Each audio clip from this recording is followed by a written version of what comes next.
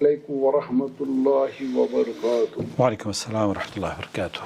عاقل صاحب، میں ادھر سری نگر سے بول رہا ہوں۔ آپ کی وساطت سے ہم نے بہت کچھ سیکھا ہے الحمدللہ۔ میرا ایک سوال یہ ہے کہ برصغیر میں جو کہ عام نہج بولتے ہیں کہ جس نے 3 بار سورہ اخلاص پڑھا اس کو پورے قرآن کا ثواب ملے گا، کیا یہ بات صحیح ہے؟ نحمدہ ونصلی علی رسولہ الکریم، اما بعد۔ دوستو، بھائیوں اور بہنوں، سعودی عرب کے کبار علماء اور مشائخ کے فتاوی جات اردو زبان میں آپ کی خدمت میں اس چینل پر ہم پیش کرتے ہیں، اور آپ نے سنا کشمیر ہو یا پوری دنیا میں ہماری آواز پہنچتی ہے اس یوٹیوب کے توسط سے، فیس بک کے توسط سے، اور اللہ کے فضل و کرم سے لوگوں کی اصلاح ہو رہی ہے۔ اس دعوتی مشن کا اگر آپ حصہ بننا چاہتے ہوں تو ہمیں سبسکرائب کر کے جوائن ممبرشپ کے ذریعے سپورٹ کریں۔ جہاں جہاں ہماری نشریات جائیں گی وہاں وہاں انشاءاللہ تعالی صدقہ جاریہ میرے اور آپ کے لیے ہوگا یہ چینل باذن اللہ تعالی۔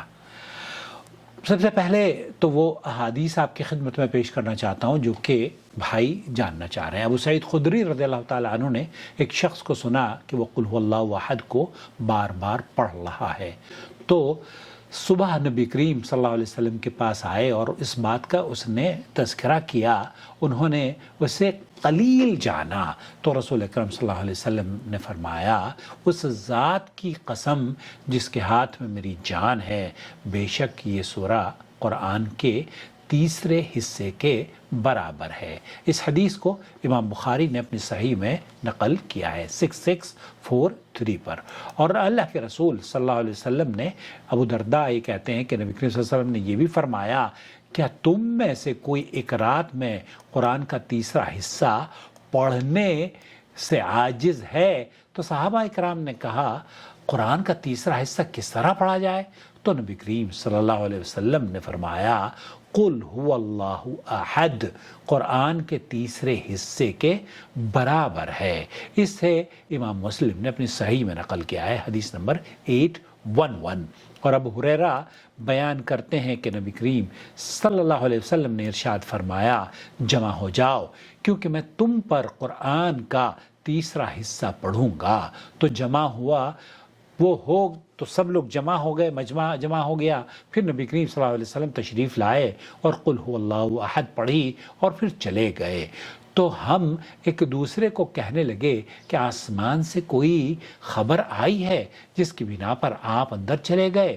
پھر نبی کریم صلی اللہ علیہ وسلم باہر تشریف لائے اور کہنے لگے کہ میں نے تمہیں کہا تھا کہ میں تم پر قرآن کا تیسرا حصہ پڑھوں گا، خبردار بے شک یہ قرآن کے تیسرے حصے کے برابر ہے۔ اس حدیث کو صحیح مسلم نے نقل کیا ہے۔ اللہ رب العالمین کا بہت بڑا کرم، بہت بڑی فضل اور بڑا وسیع ہے، اور اللہ تعالیٰ نے اس امت پر بڑا فضل و کرم کیا ہے کہ اس کی عمر کم ہونے کے عوض چھوٹے چھوٹے کاموں پر بہت بڑے اجر کو ثواب میں بدل دیتے۔ چھوٹا سا کام کیجئے، اللہ رب العالمین آپ کو بڑا اجر عطا فرماتا ہے۔ اور اس بات پر تعجب ہے کہ کچھ لوگ خیر و بھلائی کے کام زیادہ کرنے کی حرص رکھیں اور وہ اس کے بدلے میں سستی اور اطاعت میں کاہلی کا شکار ہوتے ہیں، یا پھر وہ اجر و ثواب پر تعجب بھی کرتے ہیں اور اسے بعید سمجھتے ہیں۔ حدیث کے جو معنی اور مفہوم آپ کی خدمت میں پیش کیے گئے ہیں وہ بالکل واضح ہیں۔ سماحت شیخ عبدالعزیز بن باز مفتی مملکت سعودی عرب سے بھی پوچھا گیا تو انہوں نے کہا کہ نعم، یہ بالکل ثلث القرآن ہے، من قرأ سورۃ الاخلاص 3 مرات، جس نے سورہ اخلاص کو 3 مرتبہ پڑھا، اللہ رب العالمین، اللہ کے رسول صلی اللہ علیہ وسلم نے فرمایا ہے کہ اسے قرآن کے برابر اجر عطا فرماتا ہے۔ اور اسی طرز پر آپ نبی کریم صلی اللہ علیہ وسلم کی جو احادیث آپ کی خدمت میں پیش کی گئی ہیں ان سے یہی پتہ چلتا ہے کہ اللہ کے رسول صلی اللہ علیہ وسلم نے ہمارے لیے ان کاموں میں بڑی بشارت اور بڑی خوشخبری ہے۔ اگر کوئی آدمی 3 مرتبہ قرآن کریم کی اس چھوٹی سی سورت کو پڑھ لیتا ہے अऊज़ु बिल्लाहि मिनश्शैतानिर्रजीम बिस्मिल्लाहिर्रहमानिर्रहीम क़ुल हुवल्लाहु अहद अल्लाहुस समद लम यलिद वलम यूलद वलम यकुल लहू कुफुवन अहद। इसको 3 मरतबा पढ़ने से शेखुल इस्लाम इब्न तैमिय्या रहमतुल्लाह फरमाते हैं सही ये है कि जिस तरह अमवाल की मुख्तलिफ जिनसें हैं, यानी खाने और पीने और पहनने और रहने और नकदी वगैरह वाली जिन्स, तो इसी तरह सवाब की मुख्तलिफ जिनसें भी हैं। तो जब आदमी किसी माली जिन्स का मालिक बन जाए जो कि मसलन 1000 दीनार के बराबर हो, तो इससे ये लाजिम नहीं आएगा कि अब वो सारी माली जिनसों से भी काफ़ी हो गया है। उसके पास जो माल खाने की जो कि खाने की शक्ल में है, तो उसे लिबास और रिहाइश की भी ज़रूरत होगी, और इसी तरह अगर उसके पास नकदी है जिसके अलावा कोई और हो, तो उसके अलावा भी उसे दूसरी अशिया की भी ज़रूरत होगी। तो यहाँ इसका ये माना और मफहूम न लिया जाए। शेख बिन बाज़ ने भी फरमाया कि आप अगर कुरान पढ़ रहे हैं तो ये न लिया जाए कि जनाब मैंने तो 3 मरतबा कुरान की सूरह इखलास पढ़ ली है और ख़लास पूरा कुरान मुझसे, अब मुझे कुरान पढ़ने की ज़रूरत नहीं है। तो बहुत बड़े अजर और बहुत बड़े नेमत से आप महरूम अपने आप को कर लेंगे। लेकिन अगर आप ये समझते हैं कि छोटे से वक्त में और बड़ा काम आप कर जाएं और अपने इस काम में, देखिए ये आमाल ऐसे हैं, छोटे छोटे आमाल हैं। मिसाल के तौर पर आप खाना खाते हैं, खाना कौन नहीं खाता, और खाने खाने के बाद आप सिर्फ ये कह दें अल्हम्दुलिल्लाहिल्लज़ी अतअमनी हाज़ा व रज़क़नीही मिन गैरि हौल मिन्नी वला कुव्वा। अल्लाह के रसूल सल्लल्लाहु अलैहि वसल्लम फरमाते हैं, अबू दाऊद की रिवायत है कि गुफ़िर लहू मा तक़द्दम मिन ज़ंबी, इसके तमाम गुनाह अल्लाह रब्बुल आलमीन बख्श देता है। तो सिर्फ खाना खाने की दुआ पर यह फजीलत है।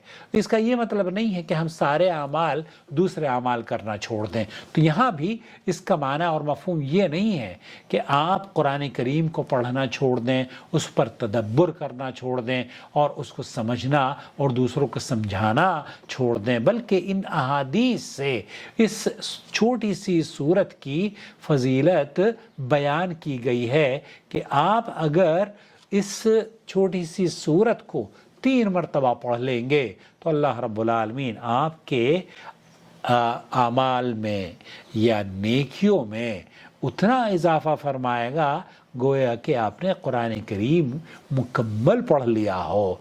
तो यहाँ बहुत सारे जो अहले इल्म का मौक़िफ़ यही है कि ये फ़जीलत का बाब है, और इन अहादीस से इस सूरह इखलास की फजीलत बयान की गई है।